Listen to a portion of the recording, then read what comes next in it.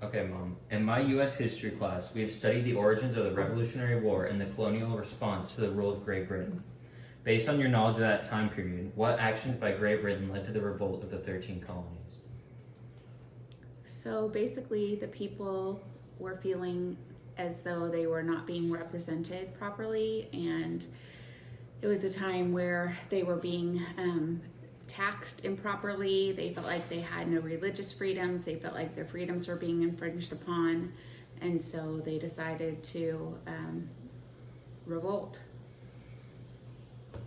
Yeah, so pretty much there were a bunch of like tax laws and stuff being passed on them that was preventing them from having their own freedoms and stuff like that. So they found like that was unethical of Britain to do that.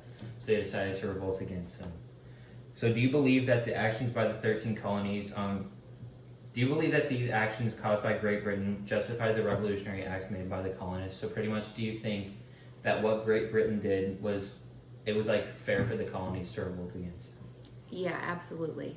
I think it was absolutely fair for them to do what they did. People, when they are under tyrannical law, they just at some point decide that it's just too much to keep living under that type of way of life. So they just decided they needed to revolt and do something about it, and that's exactly what they did.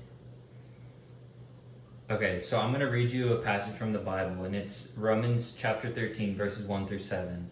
So after I read this passage, I'm going to ask you to like tell me how you interpret that verse in regard to like the Revolutionary War and like the colonists' revolt against authority. So this is what the verse says. Everyone must submit himself to governing authorities, for there is no authority except that which God has established. The authorities that exist have been established by God. Consequently, he who rebels against the authority is rebelling against what God has instituted, and those who do so will bring judgment on themselves. For rulers hold no terror for those who do right, but for those who do wrong. Do you want to be free from fear of the one in authority? Then do what is right, and he will commend you. For he is God's servant to do you good. But if you do wrong, be afraid, for he does not bear the sword for nothing. He is God's servant, an agent of wrath to bring punishment on the wrongdoer. Therefore, it is necessary to submit to the authorities, not only because of possible punishment, but because of conscience. That is also why you pay taxes, for the authorities are God's servants who give their full time to governing. Give everyone what you owe him. If you owe taxes, pay taxes. If revenue, then revenue. If respect, then respect. If honor, then honor. Yeah, I think when you read that, you can look at that a bunch of different ways. I think it means exactly what it means. However, you have to also look back in the times of the Bible where there were men of God who came up against authority. There was, you had Daniel. You had he was willing to be thrown into the lion's den because he wouldn't submit to the authority. I think there are times in life where you have to make moral choices, and I think the men that were during this time period, they had to make some very, very tough choices because I think a lot of them were men of God. But if you look back in Bible times, there were times where many men came up against kings that just absolutely went against their morals and values, or were asking them to do something that went against their religious beliefs as well. And in this situation, the men felt like they had no religious freedom either. So I think there comes a time where you have to make decisions that are difficult, but it's for the betterment of the good. And I think God knows, especially when it comes to religious freedoms, that you have to do what's right. And I think these men definitely thought that they were doing what was right. Yeah, so that kind of answered the fourth question, because there's like, what other biblical insight did you have? Like, even like from a modern standpoint, what do you think Christians' responsibilities should be to like authority? So do you think that we should like take that action against government if like we're being wrongly treated, or do you think we should try to like be nice and friendly to them and show peace and respect and try to get them to respond with peace? I think it's kind of a relevant time right now because you see a lot of chaos in the world right now. But I think it's kind of, it's different, but it's similar in the sense of, I think I've always taught my kids that even if we don't agree with our leaders, I don't want to see my kids being disrespectful to them. They need to be sure that when they are speaking about our leaders. They're respectful. You don't have to agree with somebody, but you can still respect the position they hold. But there is a time, I think, where, especially if it's a moral thing and you're being asked to do something that is not morally acceptable to you, that you can stand up against it and say no. You don't have to be hateful. You don't have to be hurtful to people, but it's okay to be bold and say, no, I'm not going to do this. I am going to stand firm in how I believe and how my biblical, my moral values. I'm not going to just put those aside and say, yeah, sure, I'll do it because somebody in leadership is telling me I have to. It's okay to say no, and it's okay to say, I'm going to stand up to this. And whatever other people choose, again, we live in America, it is a free country. What other people choose, they have the right to do that. But in a free country like America, we have the right to say how we feel, stand up against things we don't think are right, and to be proud and bold in those choices. All right, thank you. You're welcome. All right, Deb. So in my U.S. history class, we've studied the origins of the Revolutionary War and the colonial response to the rule of Great Britain. Based on your knowledge of this time period, what actions by Great Britain led to the revolt of the 13 colonies? So the British were imposing high taxation on the colonists, and the whole reason the colonists left was for kind of religious and personal freedom. And despite the fact they let them leave, they still tried to control them from far away. Yeah, so like that's part of it, and then like they were also like putting all like the different laws on them and stuff like that, and that was just like restricting them from having their own like central rule of government, because as colonies they should have had the right to like govern themselves and stuff like that, but Britain, what they did was they got to the point where they were having some of the court cases actually have to be in Britain so that they could be like quote unquote fair. So then for the second question, do you believe that the actions of Great Britain justified the revolutionary acts made by the colonists? Yes. And why? For the same reasons I said before, because the colonists not being treated fairly by Great Britain, and it seemed like they were encouraged to go with the promise of freedom, and the Great Britain didn't follow through on that, and they still try to control them and try to continue to rule them from far away. Mm-hmm. So I'm going to read you a passage from the Bible, and it's Romans chapter 13, verses 1 through 7. And so after I read the passage, I'm going to ask you how do you interpret it regarding like the colonial response to Great Britain and the Revolutionary War. So in the verse it says, everyone must submit himself to the governing authorities, for there is no authority except which God has established. The authorities that exist have been established by God. Consequently, he who rebels against the authority is rebelling against what God has instituted, and those who do so will bring judgment on themselves. For rulers hold no terror for those who do right, but for those who do wrong. Do you want to be free from fear of the one in the authority? Then do what is right, and he will commend you. For he is God's servant to do you good.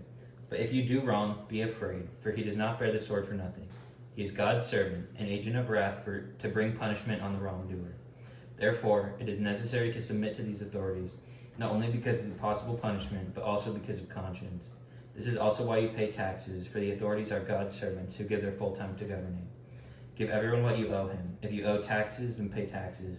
If revenue, then revenue. If respect, then respect. And if honor, then honor. So how do you interpret that verse, like regarding how the colonists revolted against their authorities during the Revolutionary War? I think the colonists were assuming that they were going to have the freedom that was promised them to leave. And when they arrived to America, that freedom was short-lived. The control was overwhelming, and the justification for them leaving was, it's almost Great Britain was trying to get rid of them, but still wanted to control them from far away. And, I think either in the Revolutionary War or in the current time, as long as what the government or the rulers are asking you to do is ethical and moral, then yeah, we have a duty to agree with that and to follow. But when those things are no longer justified with God's laws and God's rules, then yes, God does put those people in place, does allow them, but there is a time and a place where God's people have to stand up to what they feel is wrong and not no longer justified in accordance with God's laws. Okay. So you kind of offered like that biblical insight in your response to that. But like in modern times, what do you think like a Christian's responsibility to their government should be? So like, for example, with like all the chaos and stuff going on, do you think that as Christians we should respect that authority and go along with it to show them like our peace and respect towards them? Or do you think like if it gets to a point where we have to like act against our government, if the opportunity ever had to present itself, what do you think we should do as Christians?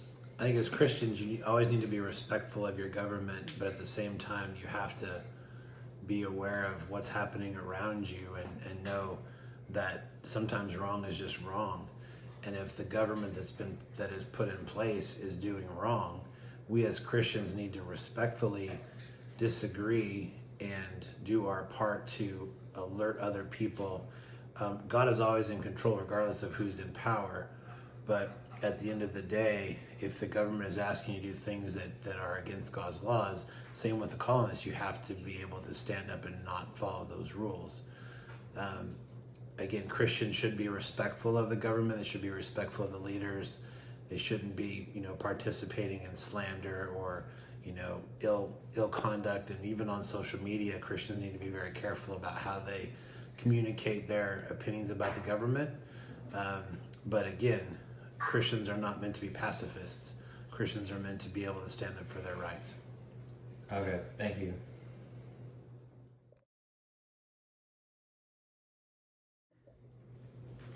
Okay, so in my U.S. history class, we've studied the origins of the Revolutionary War and the colonial response to the rule of Great Britain.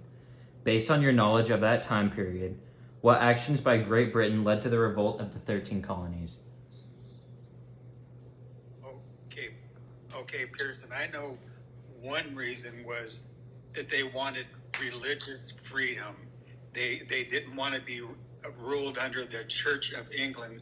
They wanted to be able to have their own freedom to worship as they would wish.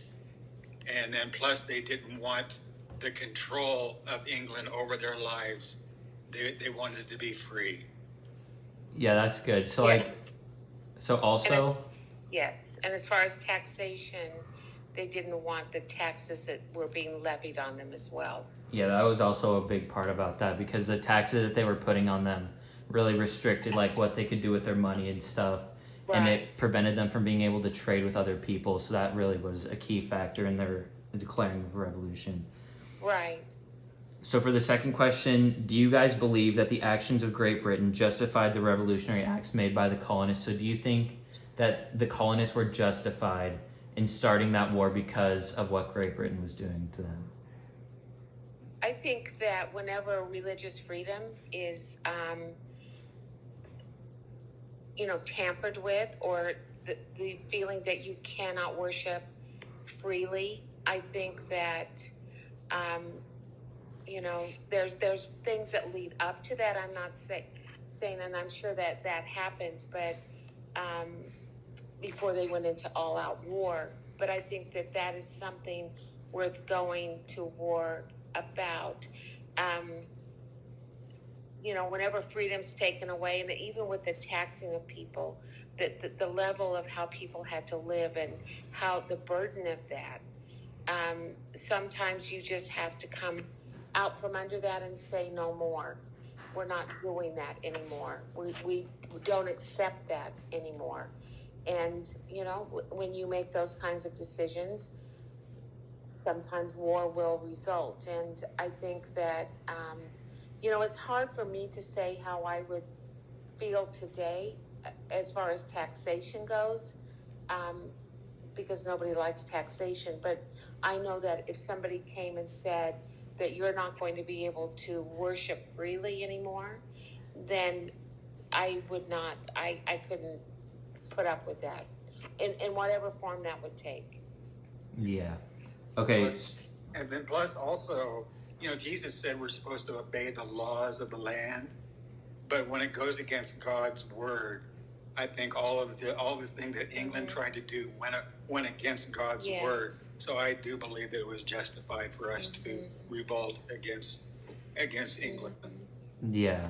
So that kind of segues into the third question because, so I'm going to read you guys a passage from the Bible, and it's Romans chapter 13, verses 1 through 7. So after I read that verse, I'm going to ask you guys like how you interpret that verse in regard to like the Revolutionary War and the actions taken by the colonists. Okay. So the verse says, "Everyone must submit himself to the governing authorities, for there is no authority except that which God has established. The authorities that exist have been established by God.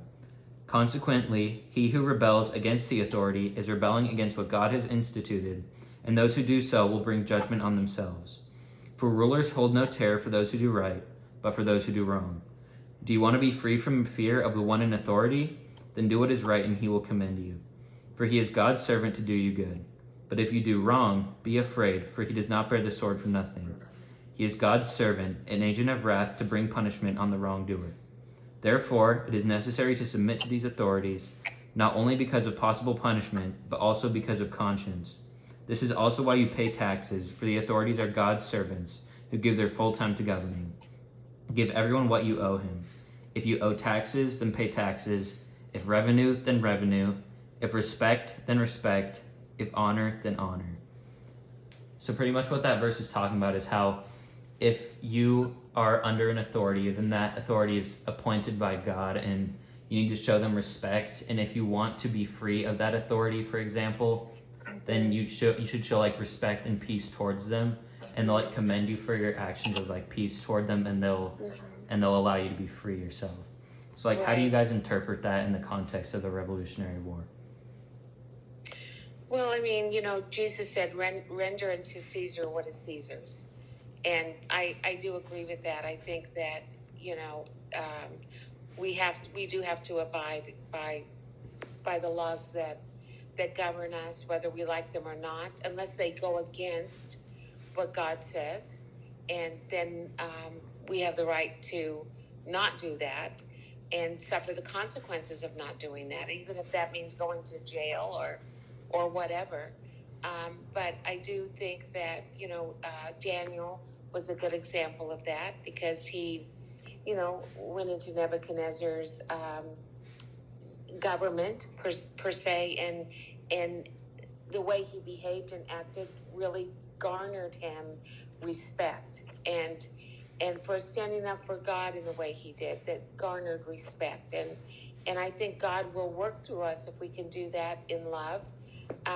I wouldn't take up a gun against somebody. I just personally don't think that would be right. But I think that it's hard to say. I know that the people in England were very sick and tired, and of the governance that they had. So, you know, if you try to put that in today's context, I don't know that I wouldn't have done the same thing had I been where they were, maybe in that time. But today, I don't think that I would do that or feel that way. And like regards to like your religious freedoms, you take like the apostles and how all the Jewish leaders tried to have them to deny Christ, but they went against their laws because they believed in God's laws, and they stood up for Jesus, and they were all, you know, tortured and crucified or whatever, and Stephen was stoned to death. This justifies standing up for God's law. Right. And being able to lay down your own life in that way without a gun or killing someone else. But yeah, I don't know that we answered that right, but. No, you guys did great. So, Or maybe. yeah. So this next question is the last one. So, do you like have any more like final comments or thoughts on this issue? And then you kind of for this next part of the question, it was like talking about biblical insight, and you guys provided that with the last question. But in a modern setting, do you think that like Christians today should like do the same thing, where if their rights and freedoms are violated by the government, do you think that they should do you think they should rebel against the government, or do you think that they should take like a peaceful or more like pacifist response to that? I think, you know, living in the country we live in, we do right now have the freedom to voice our opinions and stand up. But I look back in times gone by where Christians were taken into the Colosseums, and lions were set loose just to eat them. I mean, you watch how God's people just said, "I'm willing to lay down my life," and not harm another person in doing that. I really think that that's the ultimate testimony to God, that not through guns or that type of reaction, but to be able to say, I'll lay my life down for this, I think is a real testimony to others who may not even believe that someone would be willing to do that for what they believed in. Yeah. And what about you, Craig? Well, I believe we're getting closer to the end times, and I believe that we do have to stand up for our religious right in God, because things are just all coming down to the end. We got to be prepared, and we've got to be able to stand up for what we believe. And I do believe that it's justified to fight against anything that's not in God's word. Yeah. So that was the last question. So you guys are done with this interview. So thank you guys for your time. Thank you, Pearson. You did a really great job.